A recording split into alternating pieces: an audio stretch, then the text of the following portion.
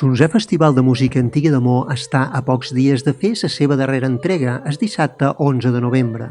Mujeres a la sombra, les veus del Còdex de les Huelgas. La soprano, Marina Plovins i Maria Antonieta Muggiano, acompanyades del cor infantil Les Nereides, posaran so angelical i místic al còdex musical més antic d'Espanya, el Còdex de les Huelgas. Però, qui és l'autora de la novel·la que ha inspirat l'espectacle? Codex Lacrimarum és el primer llibre llarg publicat per Graciela Leonard i Square, que ha entrat amb autoritat al món literari. Quin ha estat el recorregut per arribar a emplenar pàgines amb una prosa tan acurada i exquisida.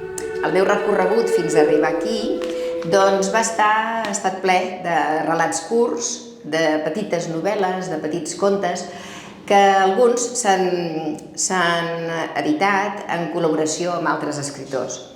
També he fet, dintre d'aquests relats, també han estat molts portats en el teatre, sobre els escenaris, i bé, ha sigut una experiència molt bona. Però la meva encaparrament estava en fer una novel·la una miqueta llarga i de fet històrica, perquè és el que realment m'agrada, la història, i dintre de la història el que més m'agrada és l'època medieval. I m'ho van servir en bandeja, bàsicament, vull dir, per casualitat vaig enterar d'uns fets que van passar l'any 1100 i entre 1100 i 1200, i bueno, em va entusiasmar la idea, vaig començar a investigar i fins aquí he arribat.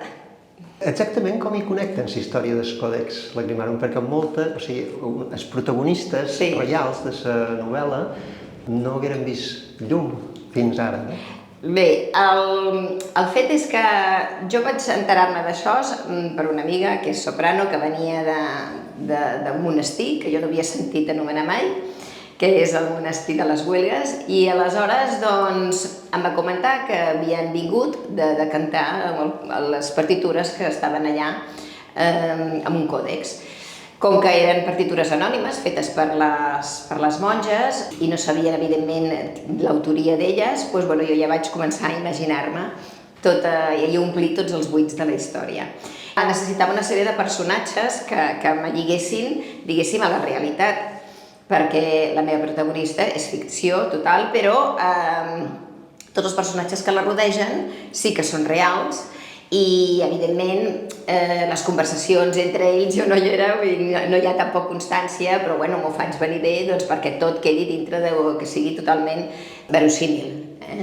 I bé, espero haver-ho aconseguit. Diu un dels personatges de la seva novel·la: ets mort quan deixes de somiar despert, quan te deixes vèncer per la por. Sí. Quin somni la manté desperta avui dia? El somni, bàsicament, un ja l'he complert, que és aquest llibre. L'altre és continuar explicant històries. Històries sobretot perdudes, però amb un fet real sempre al darrere.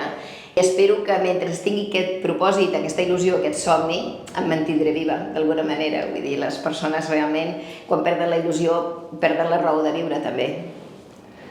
Què trobarem dia 11 de novembre a Mujeres a la sombra, a banda de la música i el cant? Trobareu, jo crec, una espiritualitat que crec que la gent no sap, no s'ho espera. I realment invito a tothom a anar-hi, perquè la música, de fet, és el llenguatge de l'ànima. I allà hi ha molts sentiments lligats en el meu llibre. Tot interactua, m'entens? O sigui, el meu llibre explica unes històries, però aquestes històries o no hi serien si no hi hagués la música, i viceversa. La música és gràcies a aquestes històries. Aleshores, allà,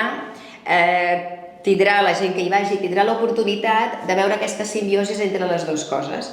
Aleshores, hi ha una part musical, realment la música és preciosa i interpretada divinament per les dues sopranos i per un cor de 11 nenes que faran les veus blanques, vull dir, serà, crec que meravellós. I després jo relataré, no un tros del llibre, sinó he agafat l'esperit d'un dels personatges, no de la protagonista, però sí d'un personatge per mi molt important i a més real, que m'ha inspirat molt i que, bueno, d'alguna manera, no sé, és com si el tingués a dintre, no?, aquest esperit d'ella, i relataré com una carta pòstuma que fa ella des de la seva mort, a partir de la seva mort, de tot com es va desenvolupant els fets que després jo també narro en el llibre. Si la música és el llenguatge de l'esperit, la literatura... Home, és l'enciclopèdia.